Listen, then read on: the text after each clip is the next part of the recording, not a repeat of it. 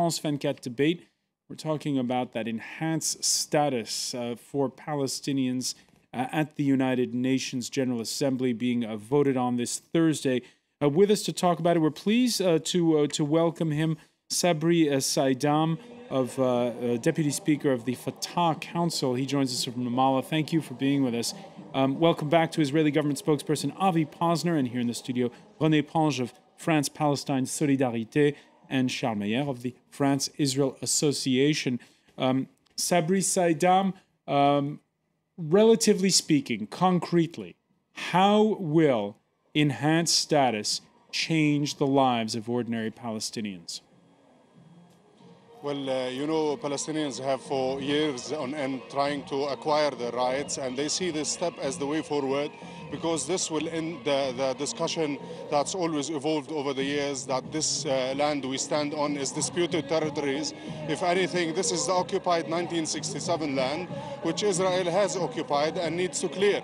Moreover, Palestinians will be able to join different institutions of the UN, namely the ICC, and they will be able to implement the clause of the Geneva Conventions vis-à-vis the settlements, vis-à-vis the prisoners, the detainees, and moreover, this will no longer be a Palestinian-Israeli affair. If anything, it will be the international community Israeli affair, because the world will be voting for Palestine, and that means that the world collectively wants the Palestinians to realize their rights and to bring Palestine into being.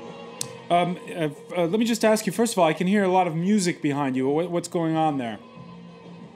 Well, the mood is that of jubilation in anticipation of the result that's to come. As you could see, I can barely hear you, I can barely speak, but that mood is the mood of happiness in the hands and hearts of Palestinians, in the minds of Palestinians who have long awaited this moment. 65 years of Palestinian anguish. It's coming to culmination, and let's hope and pray that this will bring into the scene some sense and some sensible moves on the part of achieving peace. This is not designed to delegitimize Israel. If anything, this is designed to legitimize Palestine. This is not designed to kill Israel, but rather to bring birth to the state of Palestine. So this is not waging war, but rather establishing peace and bringing peace into being. Avi Posner, do you accept that it's not meant to delegitimize Israel?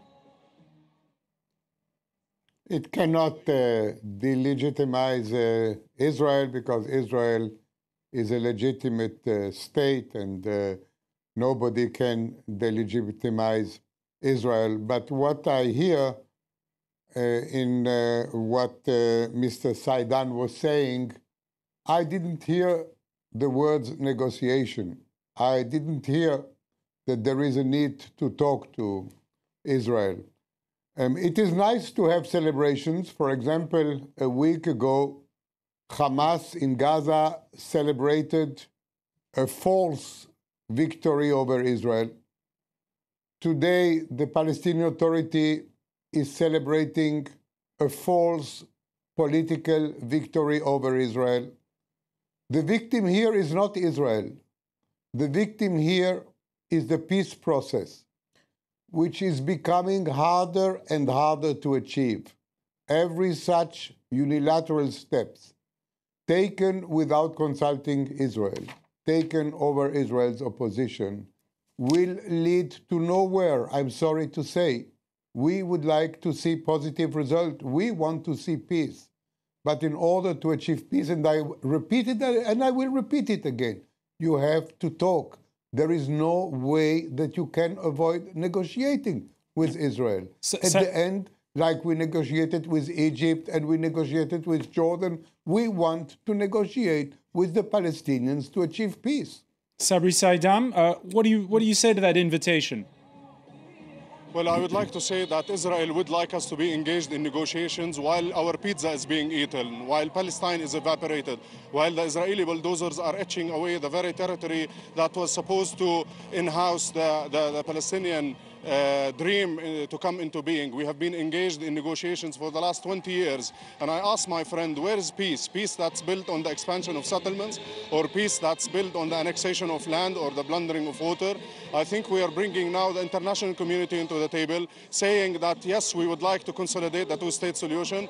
Yes, we would like to bring peace, but only on the terms of the UN and not the terms of the right-wing Israeli government that wants to swallow land, that wants to kill the dream and aspirations of the Palestinians, yet talk peace. What kind of peace he's talking about? It's the peace of time wasting, it's the peace of maneuvering, it's the peace of killing the very dreams of the Palestinians. So we thought, okay, we might as well bring the international community into the scene, enforce the UN resolutions, consolidate the two-state solution, and go back to negotiations only on the terms that the reference point is the 1967 borders, and the reference points are the very resolutions that are passed by the institution that in few hours is to vote in favor of Palestine. So that's the explanation. And yes, we are on to legitimize Palestine, and yes, we are on to bring peace on the region on the basis and on the understanding of what the international community sees as legitimate right of the Palestinians. Shalmeya?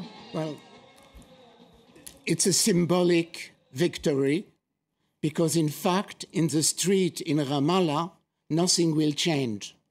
What will change is that the population will be very soon disappointed, and nobody can know what can happen because of the disappointment. The reason why there is no solution to the Israeli-Palestinian problem is very simple. Since 1947, since the first 181 resolution of the United States, all the Israeli governments, without any exception, including the last one with Mr. Lieberman considered like extreme right, agree on the principle of a Palestinian state. And personally, I speak on behalf of nobody. I can tell you that I also am in favor of a Palestinian state, but not a state to postpone a new war, a peace between two people living side by side, and the Palestinian never had a management like one is managing a state to reach the status of a country and of a government. All right. So excuse me, one word. When the Israeli got a very small plot of country, yes, in 1947, they started to set up a country. They started to set up a government. Right, but let's not because time is short. Let's not always go back to the past. Let's try to look ahead here. Yes. And at the situation that's coming up. Nobody can imagine another progress towards peace than negotiation, and clearly the Palestinian side do avoid negotiate with imagining always a new precondition. René Prange? I have two words that always come back in the Israeli talks. It's unilateral and it's negotiations, which is used in my view in a very, very wrong sense. When people say it's a unilateral action to go to the United Nations, what else is more multilateral than United Nations? You have the international community as a whole.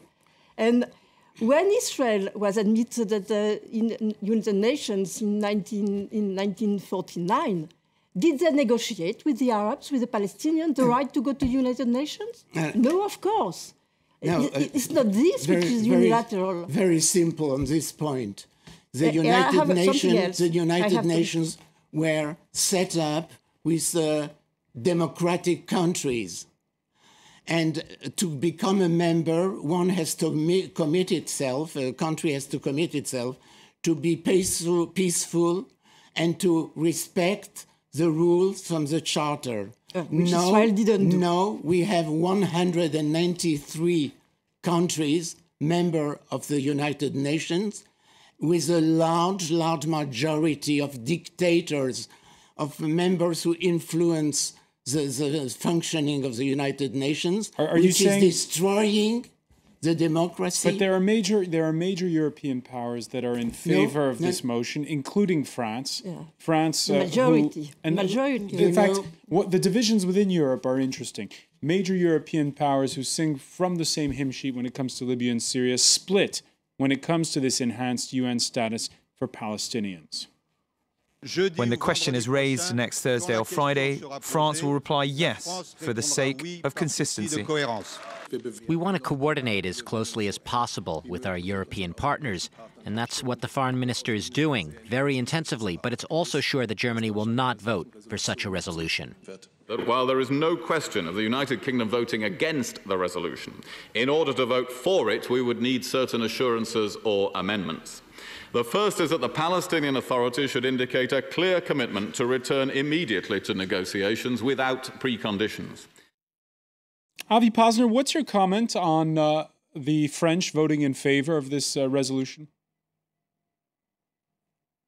Look, obviously, we would have preferred all our European friends to vote against this resolution. But I'm not here to give notes for good or bad behavior. I'm here to try to look ahead. How do we get out of this situation? What do we do tomorrow and after tomorrow? Will the peace effort be easier or more difficult now? I believe, to my great regret, I believe it will be more difficult. We have added now another obstacle to a situation which was already complicated. And now, in order to dismantle that, we will have to overcome other difficulties, which I heard from the Palestinian spokesman, who tells about his people's aspiration without taking into consideration Israel's need. You know, Israel is a small country. We are 7 or 8 million people living in a sea of Arab and Muslim world. And we have to take care of the security. We are responsible for the life and for the security of the Israeli citizens. And we cannot engage in anything which would put that into danger. And how do we take care of the security of our citizens? By talking with our neighbors, like we did with Egypt. We have a peace treaty. Like we did with Jordan, we have a peace treaty. We want to talk, and we want to reach a peace treaty with the Palestinians. We want to see it our side. All right, so everybody wants to peacefully with us. Everybody at the same time wants to bargain from a position of strength. Sabri Saidam, I get the feeling that we've had this conversation before, not just on this very set. I'm not sure I heard all the discussion and the conversation because of the noise around me. I just want to tell our friends there that today is going to be a different day indeed, despite the fact that some Israelis wouldn't believe this. I'm very surprised that Israel celebrates itself as a democracy, yet denies the Palestinians the very right it has exercised when it went to the UN and the General Assembly that voted for the establishment of the State of Israel. Yet I'm very surprised that Israel is saying that nothing will change as well. Why has Israel done what it has done over the last few weeks, trying to penalize the Palestinians, to blackmail them, to stop them from going to the UN? And I hear our friend now say that countries whom Israel has so hard worked to penalize them and stop them from voting for Palestine are now accused of being run by dictators. I'm very surprised with this attitude. Israel wants a democracy, wants to be a democracy, but only unidirectional. Israel would like to exercise the right of existence, but deny that to the others. Israel wants to live in security, but yet continue to maintain that Palestinians have to go back to the negotiating table without any conditions or preconditions. And I ask our friends, I ask the Israeli audience, where are the conditions of the Palestinians when you come with a whole suite of conditions, when you tell us that we have to come back to negotiations but yet forget Jerusalem, we have to come back to negotiations but yet forget the 1967 borders, we have to come back and forget the right of return. These are the actual conditions that Israel is imposing. So enough with this. I think you're playing in the dying moment. France has made up its mind. The international community has made up its mind that it is about time the Palestinians get their right, and you and the region and the whole world will have to exist in peace only in terms and on the basis of the UN resolutions. Other than that, peace that's tailored by the Israelis, that's shaped by the Israeli right-wing government, is no peace. It's a formula for disaster. There's one part of the equation that hasn't been mentioned in earnest, and that is the Gaza Strip. We just saw the military operations there. Should Israel negotiate with Hamas? There are some in Israel, like the former head of Mossad, who say yes. The father of Gilad Shalit thinks so too. He and his son spoke to German weekly Der Spiegel.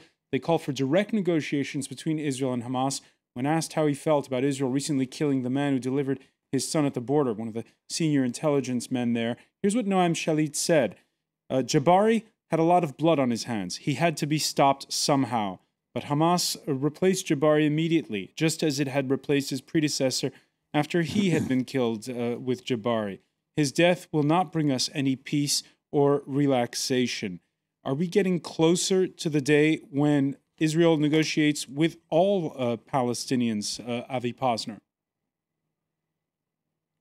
The problem with Hamas, that it is an organization, a terrorist organization, by the way, also recognized as such by France, which doesn't recognize in principle the right of Israel to exist as a free nation. This is the problem, okay? It is not that we don't like this organization or another organization. We are faced here with an organization who is bound to destroy Israel. I want to tell you that I heard just now you played an interview with a Palestinian, apparently from Hamas, who said that, okay, Ismail let's Haniyeh. have a deal, and Israel goes back to the 67 borders. And then afterwards, once Israel goes back to the 67 borders, then we will push further because we want every inch and every centimeter of that land. This is the position of the Hamas. So it is obvious that with such an organization, you cannot have any negotiation. With the Fatah or with the Palestinian Authority, which has recognized the right of Israel to live as a nation, we can negotiate. As you have seen from the discussion between me and the gentleman in Ramallah, there are big differences in our attitude. But there is the possibility of a dialogue. And we would like to renew this dialogue. We would like to talk to them again. And they make it so difficult for us. First, by putting condition for negotiating. Then, by overturning us and going to the United Nations and presenting a resolution which they know we oppose. All right, so this is something which we would like them to think about it. All right, Avi Posner, unfortunately, Avi Posner, unfortunately, we're out of time, but I want to thank you. We could go on for much longer. I also want to thank Sabri Saidam for joining us from Ramallah, and here in the studio, René Prange and Charles Meyer. Thank you for being with us here in the France 24 debate.